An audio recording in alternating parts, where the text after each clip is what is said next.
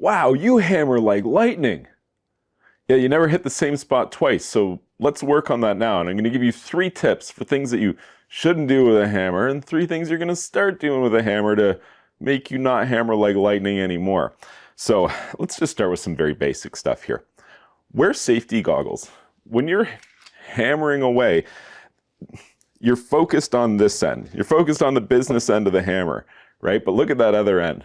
That's a pretty malicious thing you got swinging towards your face over and over again. So don't be like one of those one-eyed carpenters out there. Wear safety goggles every time you're swinging a hammer. So that's one thing that you're not going to do with a hammer. Here's another thing you're not going to do with a hammer. You're never going to hit them together. So these are hardened steel, right? It's not like a regular steel because it's designed to take just repetitive blows time and time again. If you hit 2 things together that are designed to not break, something has to give. There's a lot of force that gets generated here.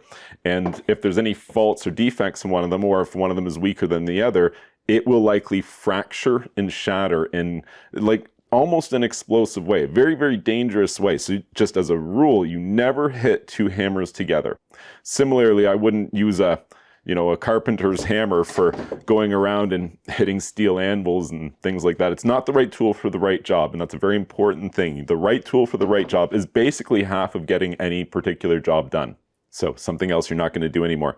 You're not going to hit your fingers. Don't hit your fingers anymore. There's a lot of ways that you can do this where you don't have to hit your fingers. So, I mean, first of all, let's just remove our fingers from the equation, right?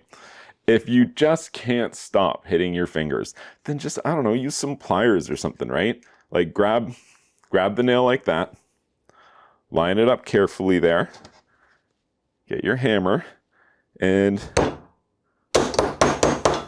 yep, no problem at all. My fingers are fine. The only problem is it's going to take you forever to do anything if you're doing that all the time. So what you might want to do, there's technique variations here, right? It kind of depends on what you're doing and how often you're doing it, but here's just like one thing I wouldn't do. So I've got a 3.5 inch or 4 inch common nail here, and what I wouldn't do is hold it like this. This would be a great way to hurt your fingers, because if I miss this thing, especially if I'm swinging with any kind of force, like it's just nothing but fingernails, and it wouldn't be good. I would be further ahead if I were going to be doing this. At least like hold the nail further up. I maybe even could change my hand orientation to have something like this, depending on, different people have different techniques. I like that one in the sense that you're not so likely to hit a fingernail holding your hand upside down like that.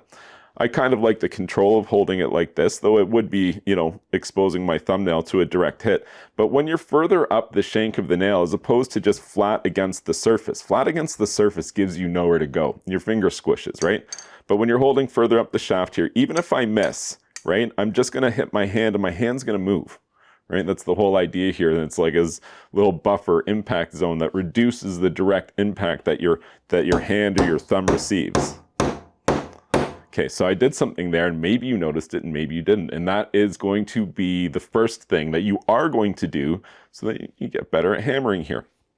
So when you're holding the hammer, actually, you know what? Before we even get to that, let's talk about this. Like, is this your hammer?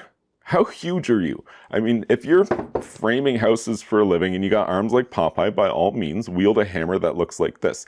But as a kind of general rule, what I recommend is grab a hammer in your hand like this. The hammer should not extend past your elbow, right? For the average person just doing handyman work, that is. So grab the hammer. This one here is about as long as I would recommend for somebody my size. So that's the first thing. We've eliminated Thor's hammer from our arsenal. We have a more appropriately sized tool, but wait, there's more. If you were paying attention, I wasn't doing this, right? What was I doing? Maybe something right about there. Look at that. I'm like halfway up the shank here, because I'm not going to miss, right? Back here, I don't know, I could miss. Like, I'd like to think I wouldn't, but I do hammer like lightning sometimes. So just hold the hammer further up. Even if you have a smaller hammer, unless you have very, very strong wrists, as you extend down, there's a fulcrum, a leverage point here that happens in your wrists. and you will lose a little bit of control. And you know what else you'll lose? So let's say I'm swinging and oops, I've missed what I'm aiming for, and you hit the brakes.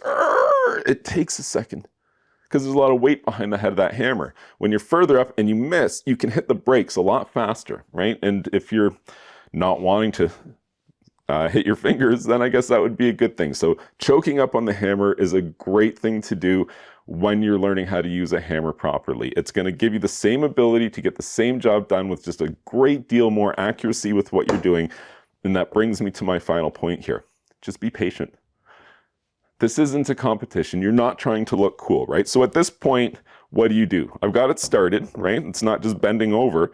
Do you now stand back and take a two-handed swing at it? Because that's what a lot of people would do, or just even one-handed is even,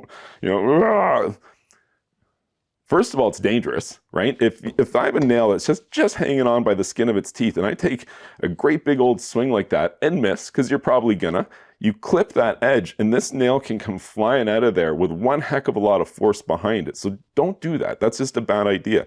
You're better to be patient, right? I'm holding the hammer further up. I got all day. We'll just do this until it gets done, etc. I'm actually not going to drive this thing all the way home because this is actually going to come right back out of here. But you get my point here. Like, it's not starting to bend over or anything like that.